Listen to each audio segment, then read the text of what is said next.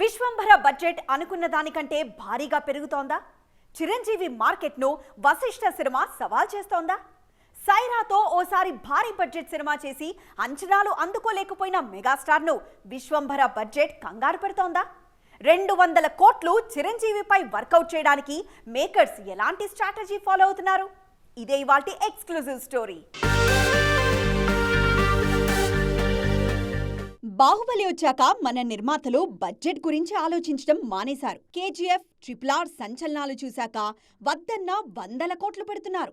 అదేమంటే హీరోలకు మార్కెట్ ఉన్నా లేకపోయినా పాన్ ఇండియా మార్కెట్ ఉందిగా అంటున్నారు. హనుమాన్, కార్తికేయ 2, పుష్ప సినిమాలకు ఇలాగే పాన్ ఇండియన్ మార్కెట్ వర్కౌట్ అయింది. మీడియం రేంజ్ హీరోలకే వర్కౌట్ అయిన మార్కెట్ తనకు కలిసిరాదా అనే ధైర్యంతోనే విశ్వంభర లాంటి భారీ సినిమా చేస్తున్నారు మెగాస్టార్. గతంలో సైరాతో ఓసారి ఇలాంటి ప్రయత్నమే చేసినా వర్కౌట్ అవ్వలేదు. దాదాపు 150 కోట్ల బడ్జెట్తో ఈ సినిమాను తెరకెక్కించారు. వారికోస్ వెయిన్స్ వ్యాధికి కేవలం 30 నిమిషాల్లో చికిత్స. కాల్ చేయండి 9989527715. సురేందర్ రెడ్డి. కానీ తెలుగులో మినహా మిగిలిన చోట్ల సైరా నరసింహారెడ్డి మెప్పించలేదు. సైరా తర్వాత భారీ బడ్జెట్ సినిమాలకు దూరంగా ఉన్న చిరంజీవి విశ్వంభరతో మరోసారి ఈ జోన్లోకి ఎంట్రీ ఇస్తున్నారు. మొదట్లో 150 కోట్లనుకున్న ప్రాజెక్టు పట్టాలెక్కేసరికి 200 కోట్లవుతుందని తెలుస్తోంది.